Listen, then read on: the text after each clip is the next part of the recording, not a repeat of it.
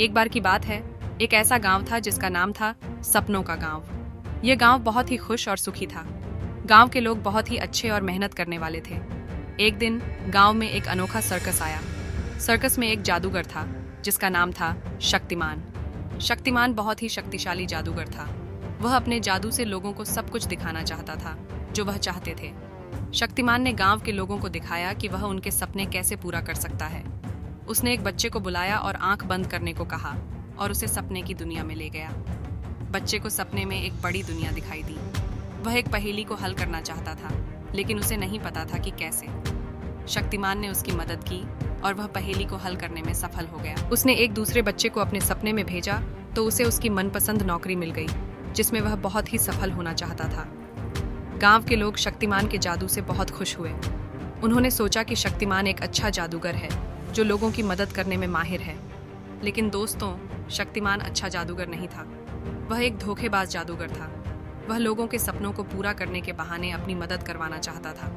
वह गांव वालों को जादू से उनकी हर ख्वाहिश को पूरा करने का लालच देकर उनसे मोटे पैसे और जमीनों को अपने नाम करवाना चाहता था। शक्तिमान ने लोगों को दिखाया कि वह उनके सपने पूरे कर सकता है, लेकिन उसके लिए लोगों को उसके साथ एक डील करनी होगी।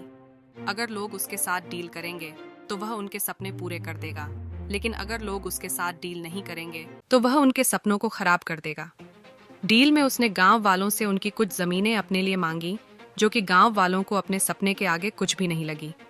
ये डील बहुत ही अनफेयर थी, लेकिन शक्तिमान लोगों को अपने जादू दिखाकर उनके सपनों को सपने में ले जाकर सच होते दिखा देता था। उसके पास यह अनोखी कला थी जिसके भरोसे वह छल करके मजबूर करता था कि वे उसके साथ डील करें। गांव के मासूम लोग इस डील के लिए तैयार हो गए। एक दिन गांव के एक बुजुर्ग आदमी ने शक्तिमान के जादू के बारे में सच्चाई पता करना चाहा। उसे पता चला कि शक्तिमान सिर्फ काला जादू और चालबाजी जानता है, जिसके भरोसे सबको बेवकूफ बना रहा है। यह बुजुर्ग आदमी बहुत ही शिक्षित था। उसने शक्तिमान के जादू के लिए एक फॉर्मूला बनाया और वह जादूगर से सपने में जाकर इसी फॉर्मूले को चेक करना चाहा। उस फॉर्मूले में कहा गया था कि शक्तिमान का जादू तभी काम करेगा जब वह नेक इरादे से लोगों की मदद करना चाहता हो और उसके जादू को सही तरह से इस्तेमाल करता हो। फॉर्मूले में यह भी कहा गया था कि शक्तिमान का जादू जादू टोना की मदद से काम नहीं करता, बल्कि स्पिरिचुअल ब्लेसिंग्स से करता हो। लेकिन यह फॉर्मूले पर जादूगर खरा नहीं उतरा और जादूगर की चालबाजी पकड़ी गई।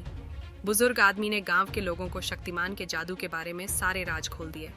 गांव के लोग बहुत गुस्सा हुए, लेकिन गांव वाले शक्तिमान के खिलाफ कुछ करे इससे पहले ही शक्तिमान बहुत गुस्से में आ गया और वह अपने काले जादू का प्रयोग करके एक बड़ा और नकारात्मक जादू करने लगा, जिससे गांव वाले अपना मानसिक संतुलन खोने लगे और जादूगर के बस में होने लगे, जिससे वे अपनी अपनी जमीनें खुद उस जादूगर के नाम करने लगे। अब इन गांव वालों का सहारा नहीं दिख रहा था, लेकिन इन सब का असर गांव के सिर्फ एक इंसान पर नहीं हुआ। वह था वह बुजुर्ग आदमी जिसने शक्तिमान के काले जादू का पता लगाया था। उस बुजुर्ग आदमी ने इस काली शक्ति को रोकने का उपाय सोचना शुरू कर दिया। और कहते हैं ना, जब इंसान किसी चीज के लिए अच्छी नीयत से प्रार्थना करता है तो ऊपर वाला जरूर मदद करता है। इतने में बुजुर्ग आदमी की नजर काली किताब के ऊपर लिखी लाइनों पर पड़ती है, जिस पर लिखा था, शुरुआत ही अंत है। बुजुर्ग इंसान को सब समझ में आ जाता है और वह जल्दी से जाकर किताब के पहले पेज को फाड़ देता है, जिससे शक्तिमान की सारी काली शक्तियों का अंत हो जाता है और फिर सब गांव वाले ठीक होने लगते हैं। फिर सब मिलकर शक्तिमान को गंगाधर बनाते हैं, पीट पीट के। दोस्तों, इससे ये समझ में आता है कि अगर कोई आपकी मदद करने आए तो आंख बंद करके उस पर विश्वास न करें।